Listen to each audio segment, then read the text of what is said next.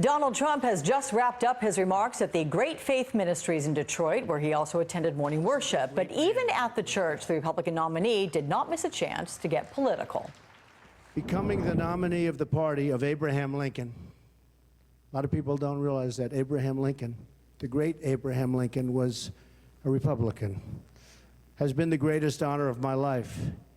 It is on his legacy that I hope to build the future of the party, but more important, the future of the country and the community. I believe we need a civil rights agenda for our time, one that ensures the rights to a great education, so important, and the right to live in safety and in peace. Joining me now, Gary Johnson, former New Mexico governor and Libertarian nominee for president. Always good to see you, Gary. Thank you so much for joining me. Alex, thank you. All right. I would like to first, before we get to your campaign, your candidacy there, I do want to ask you about your thoughts about Donald Trump's appearance in Detroit today. What do you think is the point of what he's doing, and how effective is it going to be? I don't know. I mean, him going to Mexico, I'd rather, focus a little bit on that, because I know something about that. The fact that he wants to still deport 11 million undocumented workers. I have to tell you, Alex, in New Mexico, that's not going to work very well. 50% of the population in New Mexico is Hispanic. That's going to involve checking papers. Every other house, we're going to check papers. And, undocumented workers that go back 20, 30 years ago, that was a different issue then. A lot of those undocumented workers have actually bought homes. They've had kids who have had kids, and they're going to be sent back to Mexico. This is not a good thing at all. It's a horrible scenario that apparently will get played out in New Mexico. Okay. Though relative, Gary, to what's going on there in Detroit today, with Donald Trump polling at best in some national polls at just 2% in the African-American community. Look, we all know about uphill climbs. What kind of a climb does he have ahead, do you think, to try to siphon off some other votes from other candidates, yourself, Hillary Clinton, and others, Dr. Stein? No, I do think that it's an uphill climb. What I'm saying regarding all lives matter. All lives matter, but Black lives matter. Black lives matter because blacks are being shot at the rate of 6 times that if you're white. If you're arrested on drug-related crime and you are of color, there's a 4 times more likelihood that you're going to go to prison than if not. The things that Donald Trump says about this are really trying to ignore that issue, trying to take away from the awareness that that all of us need to focus on. I think we've all had our heads in the sand on this issue, and I put myself out there as first and foremost. I've had my head in the sand on this issue, not recognizing this discrimination that takes place. So I really do think he has an uphill battle, and it just starts with the things he says, and what he says belays what the reality is. All right, let's get to uphill battles. It's getting you to a debate stage. Listen, you're polling at 10%. You know you're supposed to get to 15 before you can get there. But you are well aware that polling shows a majority of voters think you should get to debate.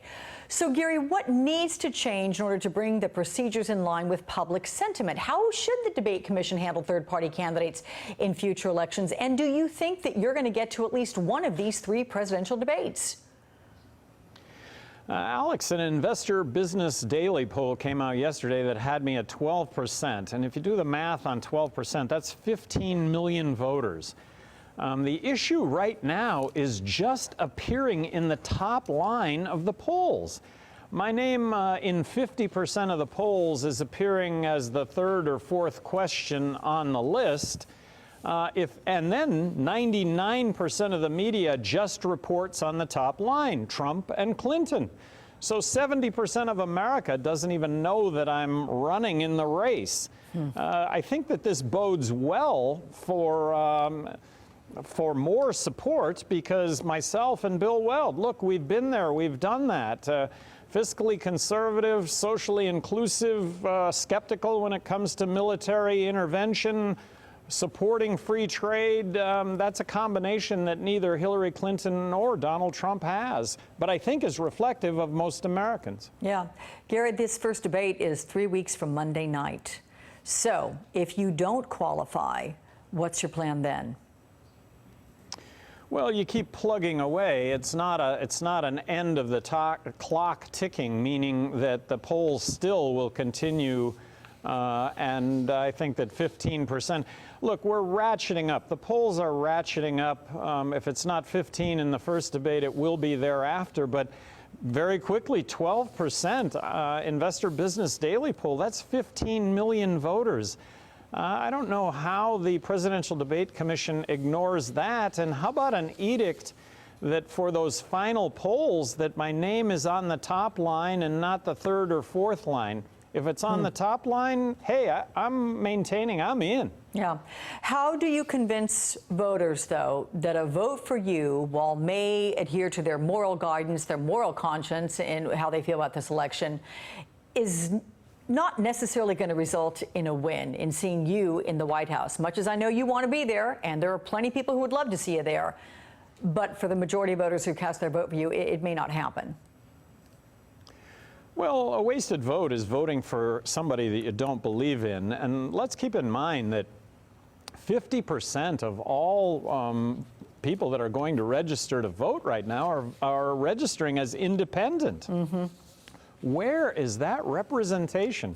I happen to think that it's a big 6-lane highway down the middle that's being occupied by 2 former Republican governors that served in heavily Democrat states that got reelected. Look, you don't have to guess as to whether or not we would be effective. We've been there, we've done that. I don't think anyone can argue that we didn't make a positive difference in both of our states, New Mexico, Massachusetts. Yeah, no, you make a very good point. I think a lot of people will applaud both of you for your ability to lead in a very bipartisan fashion in both your states. So, all right, Gary Johnson, thanks so much. Best of luck. We look forward to talking with you again.